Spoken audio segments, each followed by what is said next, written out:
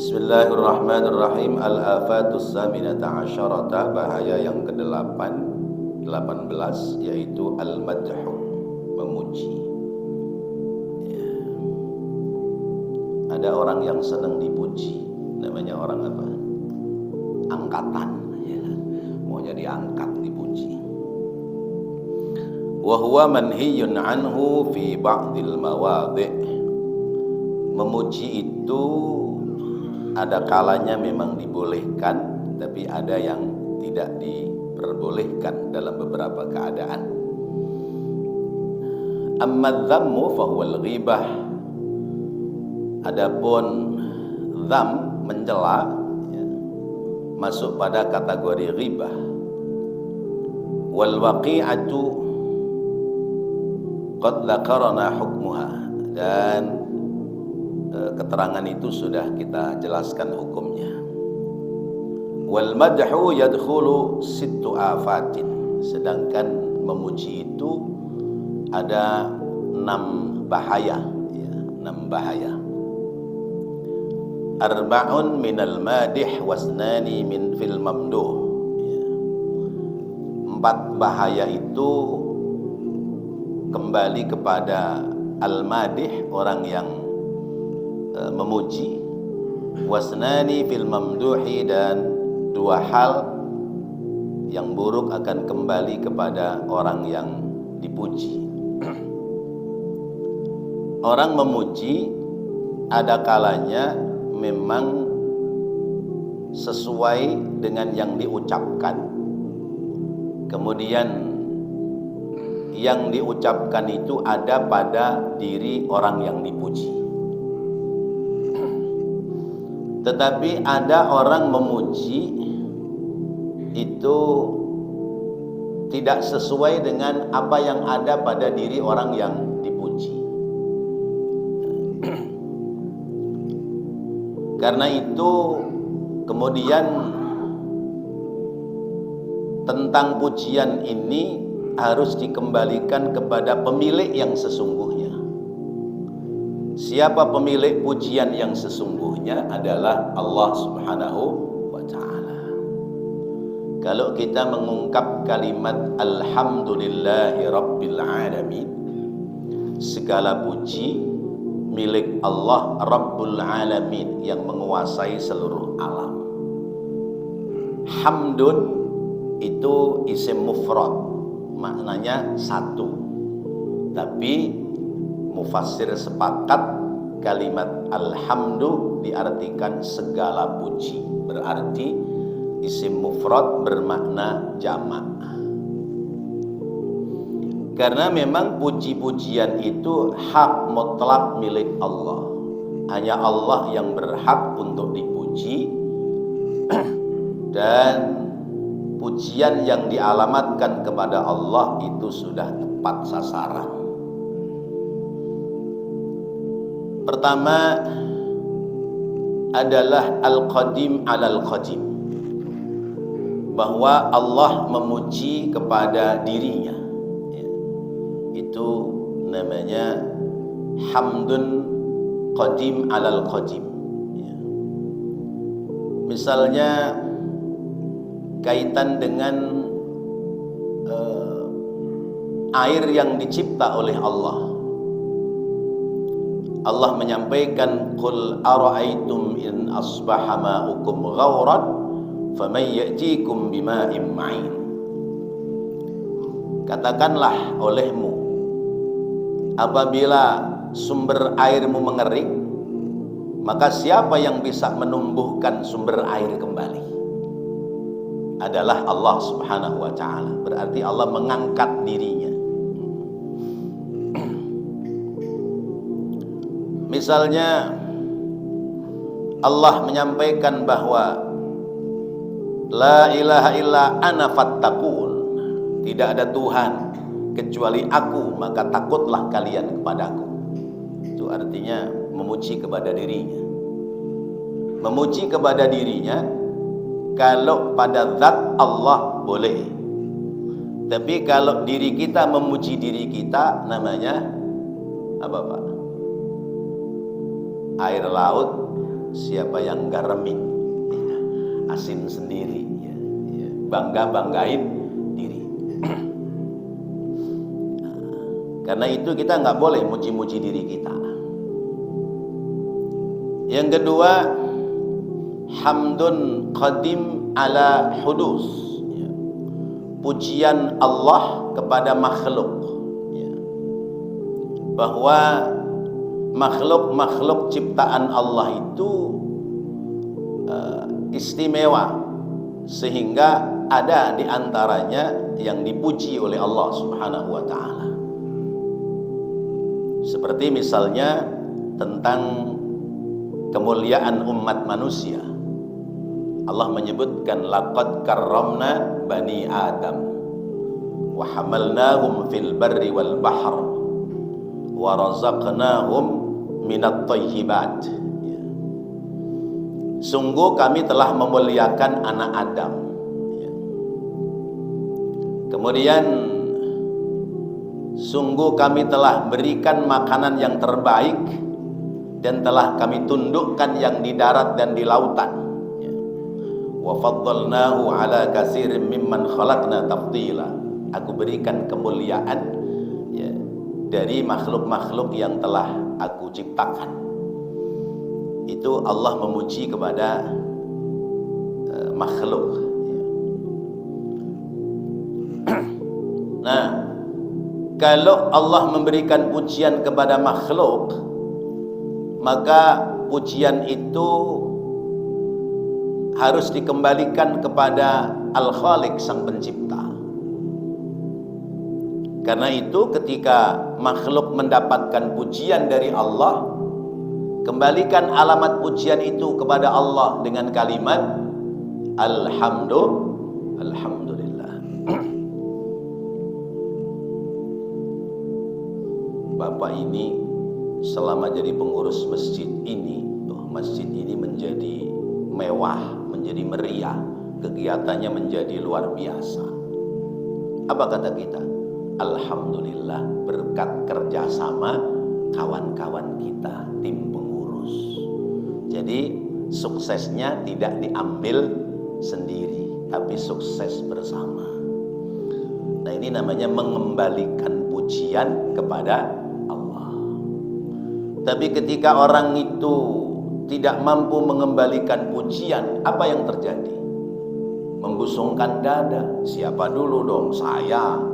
Dari dulu nggak ada yang sukses kayak saya. Habis sudah kebaikannya. Yang ketiga, ya, hamdun itu, pujian itu hudus alal qadim. Ya.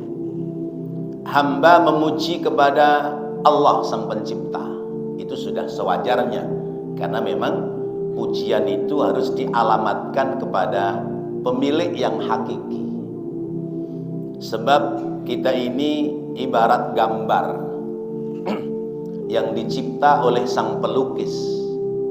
Maka ketika sang pelukis gambarnya dipuji, yang berhak bangga adalah yang melukis. Gambarnya nggak perlu bangga. Ini lukisan bagus banget, lukisan siapa ini? Itu gambarnya tetap aja seperti itu. Yang bangga adalah yang melukisnya. Berarti ketika kita dihinakan, kita juga tidak perlu harus marah. Yang boleh marah adalah yang melukis kita, yang mencipta kita. Karena baik buruknya kita secara fisik adalah sudah menjadi kehendak Allah Subhanahu wa ta'ala. Kemudian pujian yang keempat yaitu hudus ala hudus, memuji antar sesama kita. Nah, ini yang sedang kita bahas. Jadi kadang-kadang orang-orang di masyarakat ini kita hidup saling memuji, ya. Tapi bahwa memang kehidupan ini kita tidak terlepas dari orang yang suka dengan kita, juga ada orang yang tidak suka dengan kita. Yang suka dengan kita biasanya nampak lewat puji-pujian kepada kita. Yang tidak suka kepada kita biasanya cari-cari kelemahan, kekurangan kita. Kita dalam hidup tidak ada yang sempurna. Pasti ada kebaikan-kebaikan yang sudah kita perbuat. Banyak sedikitnya tentu ya, kita sudah lakukan. Tapi juga bahwa kita melakukan hal-hal yang tidak baik. Ya, pernah pula melakukan hal-hal yang tidak baik. Karena itu jangan buru-buru bangga ketika dipuji orang, dan jangan kesel, sedih ataupun marah ketika dibenci oleh orang. Karena memang kita dalam hidup pasti ada plus dan minusnya.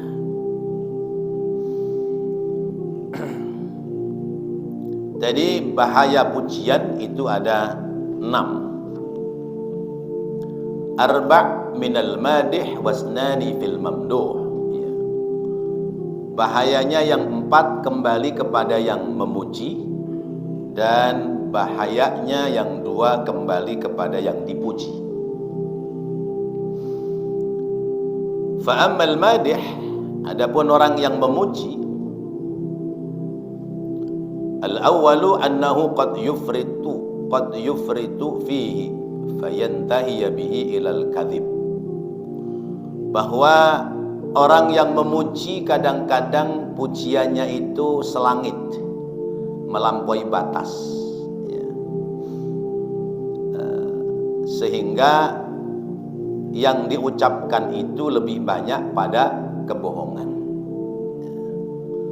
Seperti bapak ketika memuji istri, berlebihan apa secukupnya ya. Mama cakep banget dah. Padahal di luar sana masih banyak yang lebih cakep ya. Itu berlebihan. Tapi memang kadang-kadang orang perempuan tuh seneng begitu, seneng dibohongi dengan pujian ya. Ya. Ya, tentu cakep dalam batas ukuran umum ya. Kalau nggak cakep mana mungkin kita pilih kan begitu. Tetapi bahwa kalau pujian itu tidak ada tujuan-tujuan tertentu, dan memang dalam diri orang yang dipuji itu ada nilai itu, maka tidak dalam kebohongan ya. Tapi kalau orang memuji itu melewati batas yang ada pada diri orang yang dipuji, berarti dia senang berbuat bohong. Pak, bapak di masjid ini paling rajin dah ya. Tiap subuh saya datang, bapak pasti udah duluan di masjid ya. Padahal hakikatnya ya, kenyataannya nggak seperti itu. Berarti ada kalimat pujian yang untuk membahagiakan orang itu, tetapi sesungguhnya adalah pada batas kebohongan.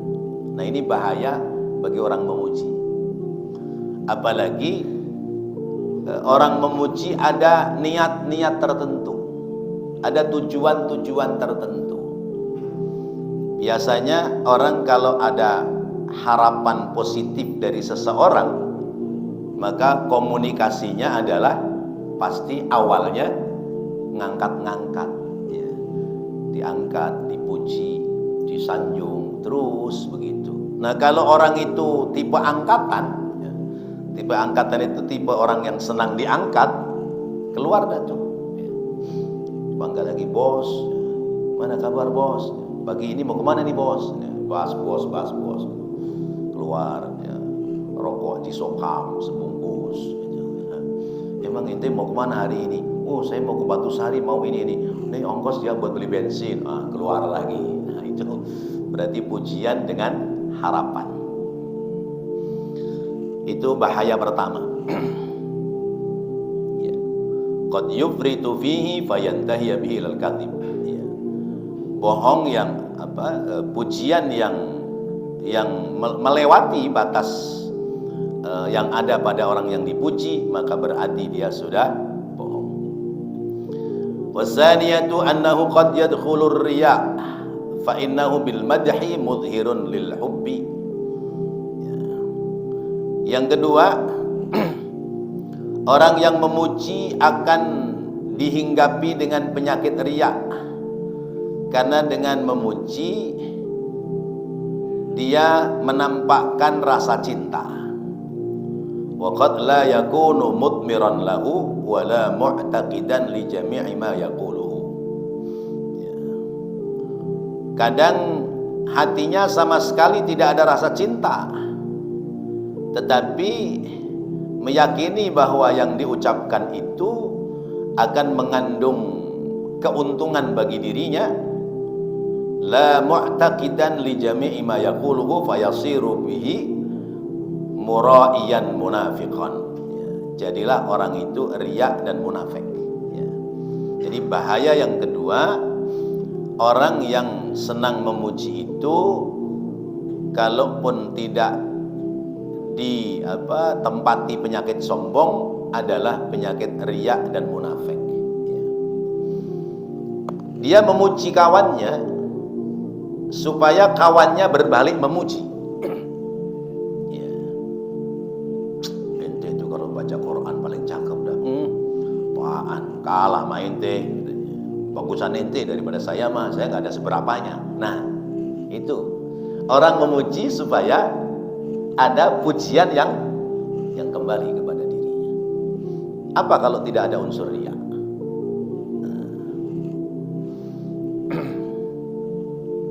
Atau sifat munafik. Munafik itu apa yang di lisan berbeda dengan apa yang di hati. Di lisannya menyanjung-nyanjung, padahal di hatinya gedek luar biasa.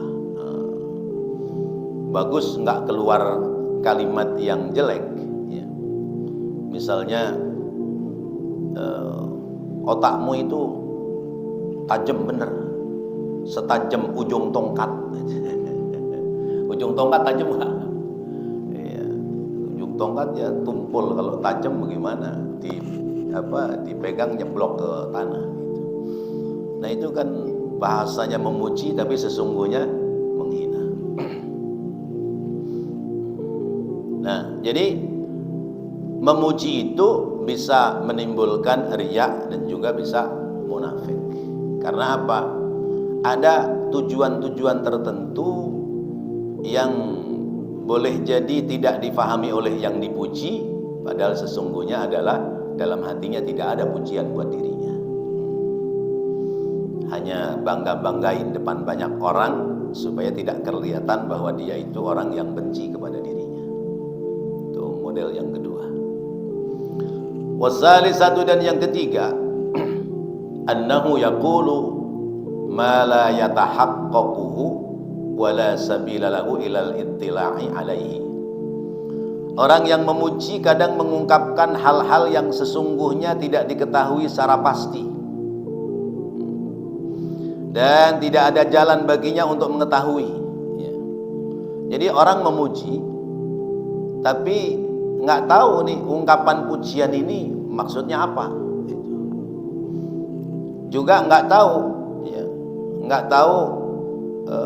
karena orang lain pada memuji, dia ikut memuji aja. Nah ini namanya pujian ABS, asal bapak seneng. Nah kadang-kadang terjadi pimpinan nanya gini, wah beres semua bos, pokoknya kalau pimpinan bos mah beres semua gitu.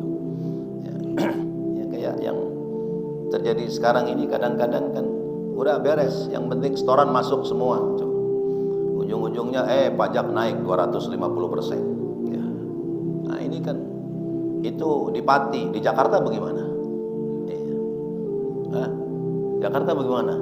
Pajak kita.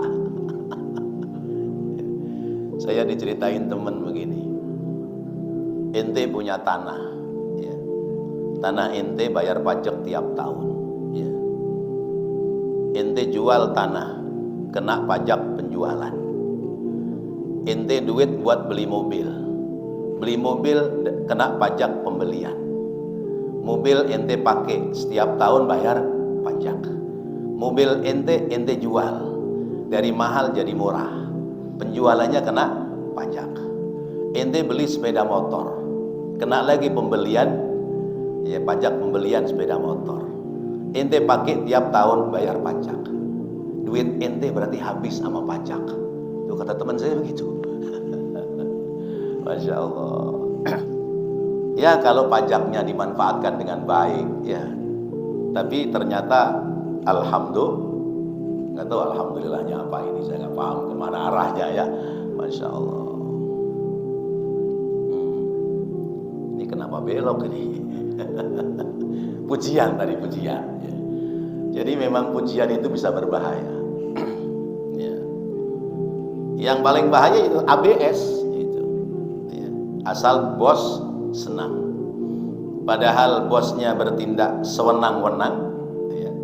Perilaku perbuatannya sering melampaui batas, tapi bawahannya pada memuji.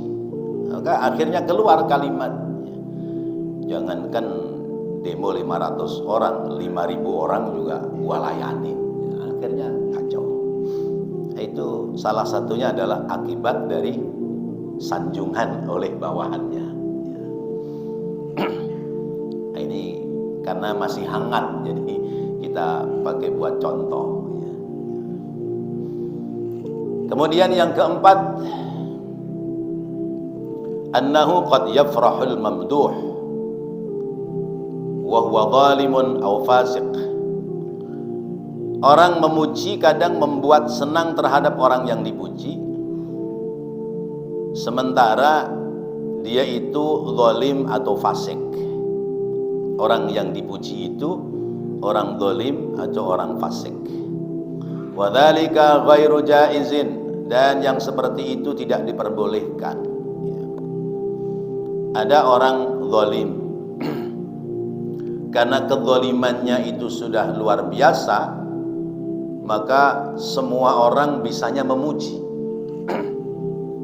Sebab kalau tidak memuji dimusuhi. Apalagi mengkritik mungkin agak kasar, mengkoreksi. Ada orang zalim dikoreksi, kira-kira bagaimana nasib orang yang mengoreksi? Apalagi mengkritik, apalagi melawan. Sudah banyak terjadi kasus, apalagi bahasanya lawan-lawan politik. Udah pokoknya kelihatan ada titik noda, bahwa KPK jeblosin. Itu karena berangkat dari orang zalim yang dipuji. Orang zalim yang dipuji, orang fasik yang dipuji, akhirnya tindakannya muncul kesewenang-wenangan yang kemudian beranggapan bahwa tindakannya benar, lalu kemudian melakukan hal-hal yang di luar ketentuan yang ada. Nah itu dengan sebab karena seringnya dipuji. Orang zalim dipuji makin bahaya. Lalu bagaimana menghadapi orang zalim? Kalau kita belajar dari ulama-ulama zaman dahulu, menghadapi orang zalim tentu sesuai dengan kemampuan kita masing-masing. Kalau kemampuannya itu kuat untuk bisa merubah orang-orang zalim, maka bergerak melawan. Seperti misalnya peristiwa yang pernah terjadi di zaman Daulah Bani Abbasiyah. Peristiwa itu namanya peristiwa Mihnat, yaitu seorang raja menghendaki semua ulama harus sepakat bahwa Al-Quran itu makhluk. Yang melawan dipenjara, yang setuju diangkat menjadi penasehat kerajaan. Ada beberapa ulama yang menolak. Tapi ada yang menolaknya terang-terangan, ada yang secara diplomasi. Misalnya Imam Ahmad ibnu Hanbal menolaknya terang-terangan bahwa Al-Quran itu kitabullah, Al-Quran itu kalamullah, maka qadim, bukan makhluk. Ini sekedar contoh. sehingga dipertahankan itu dengan kuat. Akhirnya beliau dipenjara. Lalu bagaimana dengan Imam Syafi'i misalnya? Imam Syafi'i menggunakan diplomasi. Beliau mengatakan Taurat, Zabur, Injil, Al-Quran ini makhluk. Ini namanya diplomasi. Taurat, Zabur, Injil, Al-Quran ini makhluk. Ini tangan makhluk. Tetapi kalimatnya kan diputus sampai di situ. Tetapi bahwa Al-Quran, kitab suci adalah qadim, karena itu adalah kalamullah. Aman, selamat. Ini namanya diplomasi. Jadi kita di masyarakat kudu bisa punya cara-cara berdiplomasi seperti itu. Sebab kalau tidak begitu, ketemu pemimpin yang zalim, kita babak belur udah. Minta surat keterangan apa misalnya, nggak usah dikasih, dia lawan politik kita misalnya. Di tingkat RT, tingkat RW bisa jadi seperti itu. Jadi orang zalim, orang fasik tidak perlu dipuji. Sebab tidak ada nilai kebaikan. Qala Al-Hasan, berkata Imam Hasan Al-Basri, man da'a li zalimin bitulil baqa faqad ahabba ay ya'siyallaha fil ardi. Siapa yang mendoakan orang zalim agar diberikan umur panjang, sungguh ia senang kalau orang zalim itu berbuat maksiat kepada Allah di muka bumi. Siapa orang yang mendoakan kepada orang zalim agar diberikan umur panjang, maka orang zalim itu akan semakin berbuat maksiat kepada Allah di atas bumi. Jadi orang zalim, orang fasik didoakan, semoga panjang umur, senang dia. Mengpinginnya seumur hidup. Seperti misalnya zaman Nabi Allah Musa alaihissalam, ketika berlawanan dengan Fir'aun, itu Fir'aun sebagai raja zalim mendatangi seseorang namanya Bal'am bin Ba'ura, ulama pada zaman itu, ulama Bani Israel, tapi tidak selevel Nabi Musa. Kemudian Fir'aun memberikan upeti, lalu minta doa supaya mukjizatnya Nabi Musa itu tidak keluar. Ngasih hadiah. Kemudian Bal'am bin Ba'ura berdoa, baru mengucapkan kalimat Allahumma, lidahnya menjulur sampai ke tanah. Itu salah satu riwayat. Dan memang satu saat mukjizatnya Nabi Musa, tongkat itu sempat tidak berfungsi, sebab doanya Bal'am bin Ba'ura. Nah, jadi hal yang seperti ini sudah pernah terjadi zaman-zaman dahulu. Zaman sekarang, kalau zaman Rasulullah misalnya orang dakwah itu, Rasulullah dakwah musuhnya jelas, lawannya jelas, orang-orang kafir musyrik. Kalau zaman sekarang misalnya dakwah, apalagi perang, menyatakan perang atau berselisih, ternyata sama-sama saudara kita umat muslim. Nah, orang mendoakan orang zalim, itu biasanya ada doa. Doa itu dari Allahumma menjadi doa dorongan amplop. Karena ada dorongan amplop, jadi makin kencang. Ini bahaya orang yang memuji. Wa ammal mamduh fayadurruhu min wajhain. Adapun orang yang dipuji, bahayanya ada dua. Ahaduhuma, yang satu, annahu yuhdisu fihi kibran wa i'jaban wa huma muhlikani. Yang pertama, orang yang disanjung itu, orang yang dipuji akan menimbulkan kibir wa ujub, ya, sombong dan bangga diri. Kedua-duanya akan menjadikan sebab celaka. Ya, seperti tadi, wah bapak ini mimpin masjid ini luar biasa. Iya dong, siapa dulu? Saya itu. Nah itu sombong dan bangga diri. Ya. Kalau itu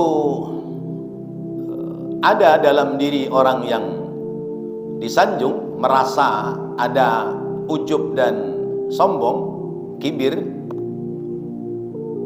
dia nanti akan menjadi orang yang senang dipuji.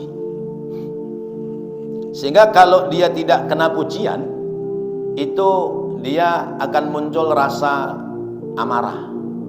Misalnya, karena biasa disanjung, biasa dipuji, orang kalau ketemu dia, ya, cium tangan misalnya, atau membahasakan dengan kalimat yang baik, tiba-tiba ada orang lain yang belum kenal, ya, ikut salaman, orang-orang pada salaman cium tangan, dia enggak. Apa kira-kira komentar orang yang tidak dicium tangannya? Siapa sih itu? Sombong amat.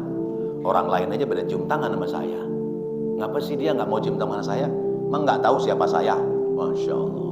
Nah ini kadang terjadi seperti itu. Maka sanjungan itu kan penghormatan. Kalau orang memberikan sanjungan, memberikan penghormatan melebihi pada batas yang ada dalam diri seseorang, khawatir muncul sifat kibir dan ujub, sombong dan bangga diri. Dan itu bisa merusak kita. Wasani, dan yang kedua, huwa annahu idza asna alaihi fariha wa fatara wa radiya an nafsihi. Ketika orang dipuji maka dia merasa senang. Kalau sudah senang, akhirnya malas bekerja. Orang sudah dipuji-puji berarti sudah bagus.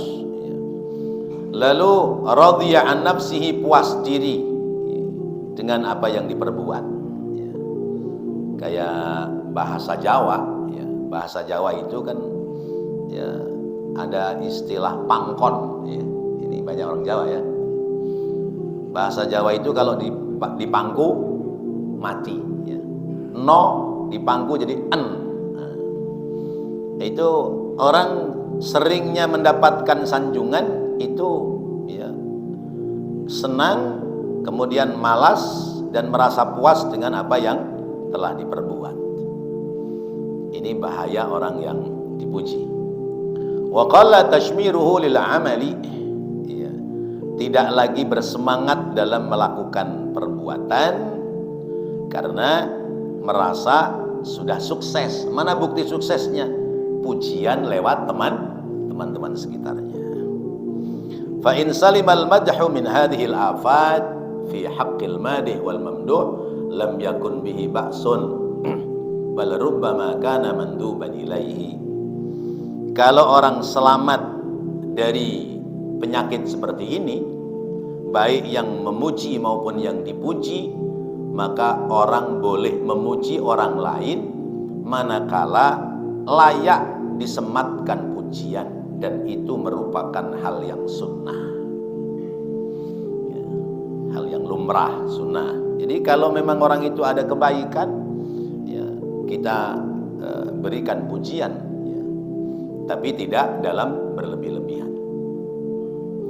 Wa 'alal mamduh ay yakuna syadidal ihtiras. Bagi orang yang dipuji hendaknya berusaha sekuat tenaga menghindari dari afatil kibir, ya, wal ujub, ya, menghindari dari penyakit sombong, penyakit bangga diri, wa afatil futur, dan penyakit malas.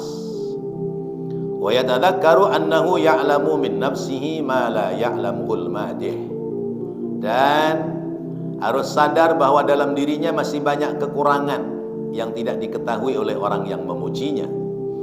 Wa annahu law inkashafa lahu jami'u asrarihi wa ma yajri ala khawatirihi lakaffal madhi ala madhihi. Seandainya rahasia yang ada dalam dirinya ya, terlihat oleh orang lain, ya, terlintas dalam hati diketahui oleh orang yang memuji, maka dia tidak lagi akan memuji. Jadi kita jangan buru-buru senang kalau mendapatkan pujian dari orang lain, karena masih banyak hal-hal negatif yang disembunyikan oleh Allah yang tidak dilihat oleh orang yang memuji. Maka pujian kawan, ya, saya ulangi, maka ya, cacian lawan lebih baik daripada pujian kawan. Ya. Ya, hinaan musuh lebih baik daripada pujian kawan-kawan kita. Kenapa? Karena musuh dalam menghina, lawan dalam menghina kadang-kadang objektif, sementara kawan kita dalam memuji itu banyakkan subjektif. Wa kana Aliun radhiyallahu anhu, dan adalah Sayyidina Ali radhiyallahu anhu, idza asna alaihi yaqulu, kalau dia dipuji dia berdoa, Allahumma ighfirli ma la ya'lamuna wa la tu'akhidni bima yaquluna waj'alni khairan mimma yadhunnun. Allahumma ya Allah, ighfirli, ampuni dosa-dosaku, ma la ya'lamuna, dari apa yang mereka tidak ketahui, wala tu'akhidni bima yaquluna, janganlah engkau menyiksa dari apa yang mereka katakan, waj'alni khairan mimma yadhunnuna, jadikan aku lebih baik dari apa yang mereka sangkakan. Wa 'alal madih alla yujzimal qawla illa ba'da khubratin batinatin. Orang yang memuji hendaknya tidak memantapkan ucapan pujian kecuali dia telah melihat, mengetahui yang sebenarnya.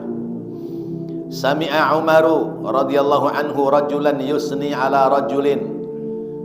Sayyidina Umar pernah mendengar seseorang memuji kepada orang lain. Faqala asafarat ma'ahu, lalu Sayyidina Umar berkata, apa kamu pernah pergi bersamanya dalam beberapa hari? Qala la, orang itu menjawab tidak. Qala akhalatathu fil mubaya'ati wal mu'amalati. Sayyidina Umar bertanya lagi, ya, apakah kamu pernah bergaul saat transaksi jual beli? Qala la, dia mengatakan tidak. Qala Nabi Sayyidina Umar bertanya lagi, afa anta jaruhu wa sabahuhu wa masauhu, apakah kamu itu tetanggaan sehingga pagi siang sore melihat dia, ketemu dia? Qala la, dia menjawab tidak. Faqala, lalu Umar bin Khattab menyampaikan, wallahi alladzi la ilaha illa la araka ta'rifuhu, wallahi alladzi la ilaha illa huwa la araka ta'rifu, demi Allah ya, yang tidak ada Tuhan selainnya, aku kira kamu belum tahu lelaki itu yang sebenarnya. Ya, saya menganggap bahwa kamu belum tahu orang yang kamu puji yang sesungguhnya dalam kesehariannya. Jadi kalau nggak tahu ya sudah, nggak usah muji-muji. Kalau tahu memang ada ya silahkan, tapi sekedarnya. Wa fil hadis, dalam keterangan hadis Rasulullah menyampaikan, in kana ahadukum la budda madihan akhahu falyaqul ahsibu fulanan wala uzakki 'ala Allahi ahadan. Kata Nabi, ketika salah satu di antara kamu memang harus memuji, maka hendaknya ucapkan kalimat, ya, aku berharap fulan itu demikian, gitu. Aku sih kepingin Anda seperti ini, gitu. Dan ya, aku tidak membersihkan siapapun atas nama Allah. Ini cara-cara kita ketika kita memuji atau dipuji. Orang memuji boleh dengan syarat tidak ada maksud tertentu dan pujian itu ada dalam orang yang dipuji. Orang yang dipuji tidak boleh bangga diri, maka pujian itu harus dikembalikan kepada sang pemiliknya. Siapa? Allah Subhanahu wa ta'ala. Maka kalau dipuji, ucapkan saja kalimat alhamdulillah. Ketika misalnya dihina, tidak mesti harus dijawab Karena yang berhak menjawab adalah yang menciptakan kita, yakni Allah Subhanahu wa ta'ala. Lalu kemudian kalau kita melihat seseorang sedang memuji-muji orang lain, ya, padahal kita tahu yang dipuji nggak ada apa-apanya, berarti ada dalam diri orang ini hal-hal yang tidak baik. Sekali waktu dia pasti akan mencela-cela orang yang dipuji. Kenapa? Karena pujiannya tidak tulus ikhlas karena Allah, kecuali sekedar apa tadi? Doa, dorongan amplop. Wallahu a'lam bissawab. Baik, mudah-mudahan kajian kita pagi hari ini menjadi tambahan ilmu yang bermanfaat dan dapat kita terapkan dalam kehidupan kita sehari-hari.